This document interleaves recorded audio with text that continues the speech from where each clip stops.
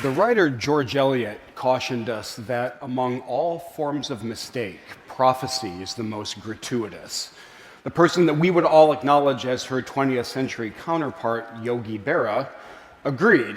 He said, "It's tough to make predictions, especially about the future."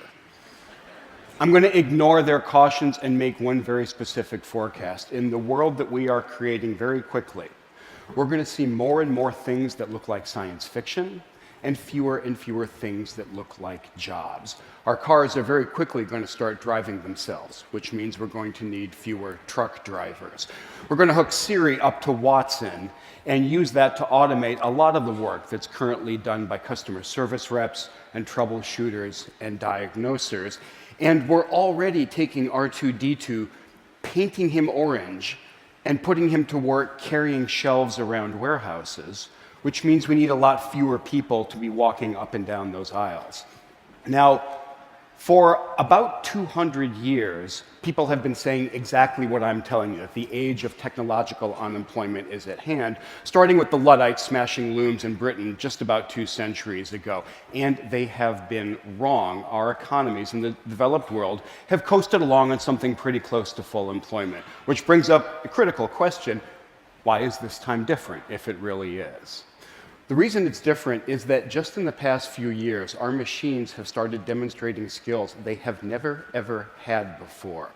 Understanding, speaking, hearing, seeing, answering, writing, and they're still acquiring new skills. For example, mobile humanoid robots are still incredibly primitive, but the research arm of the Defense Department just launched a competition to have them do things like this.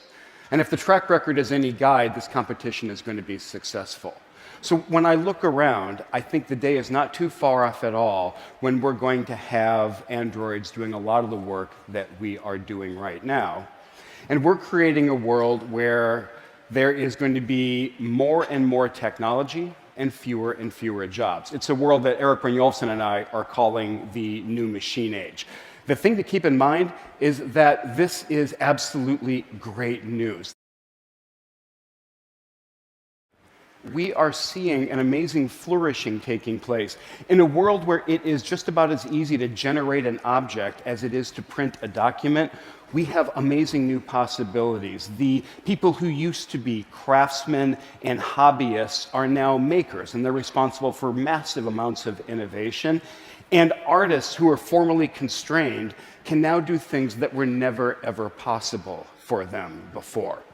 So this is a time of great flourishing. And the more I look around, the more convinced I become that this quote from the physicist Freeman Dyson is not hyperbole at all. This is just a plain statement of the facts. We are in the middle of an astonishing period. Which brings up another great question: what could possibly go wrong in this new machine, right? To tell you the kinds of societal challenges that are going to come up in the new machine age, I want to tell a story about 2 stereotypical American workers. And to make them really stereotypical, let's make them both white guys. And the first one is a college-educated, professional, creative type, manager, engineer, doctor, lawyer, that kind of worker. We're going to call him Ted. He's at the top of the American middle class. His counterpart is not college educated and works as a laborer, works as a clerk, does low-level white-collar or blue-collar work in the economy. We're going to call that guy Bill. And if you go back about 50 years, Bill and Ted were leading remarkably similar lives. For example, in 1960, they were both very likely to have full-time jobs, working at least 40 hours a week. But as the social researcher Charles Murray has documented, as we started to automate the economy, in 1960 is just about when computers started to be used by businesses.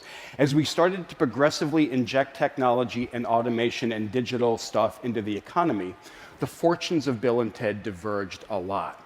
Over this time frame, Ted has continued to hold a full-time job. Bill hasn't.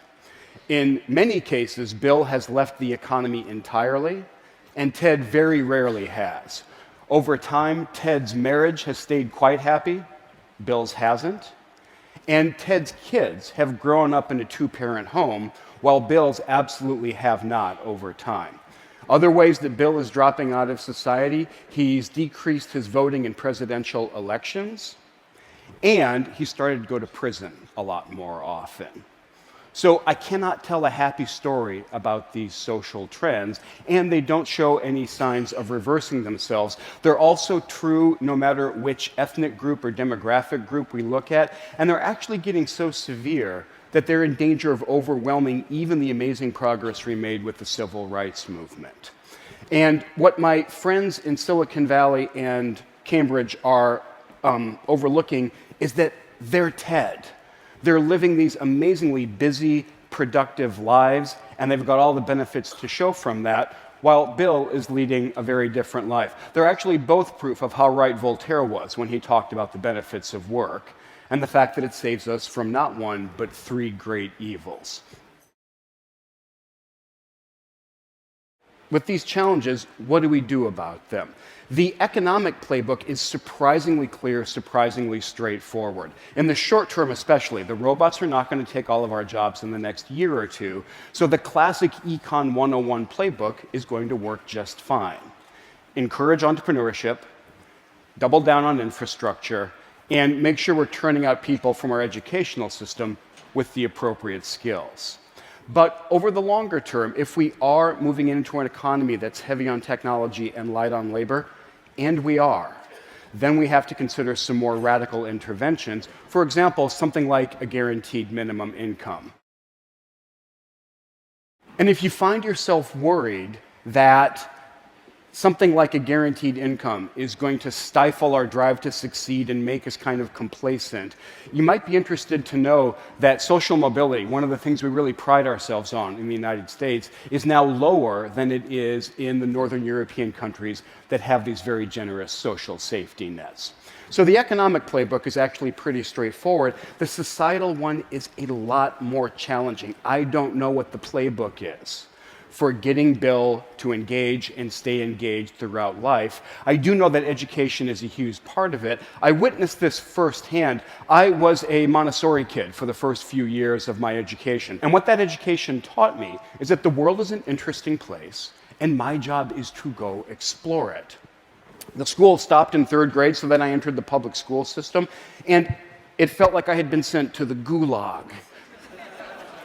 With the benefit of hindsight, I now know the job was to prepare me for life as a clerk or a laborer, but at the time, it felt like the job was to kind of bore me into some submission with what was going on around me. We have to do better than this. We cannot keep turning out bills. I started my talk with quotes from wordsmiths who were separated by an ocean and a century. Let me end it with words from politicians who are similarly distant. Winston Churchill came to my home of MIT in 1949, and he said, if we are to bring the broad masses of the people in every land to the table of abundance, it can only be by the tireless improvement of all of our means of technical production. Abraham Lincoln realized there was one other ingredient. He said, I am a firm believer in the people. If given the truth, they can be depended upon to meet any national crisis. The great point is to give them the plain facts. So the optimistic note, great point that I want to leave you with is that the plain facts of the machine age are becoming clear, and I have every confidence that we're going to use them to chart a good course into the challenging, abundant economy that we're creating. Thank you very much.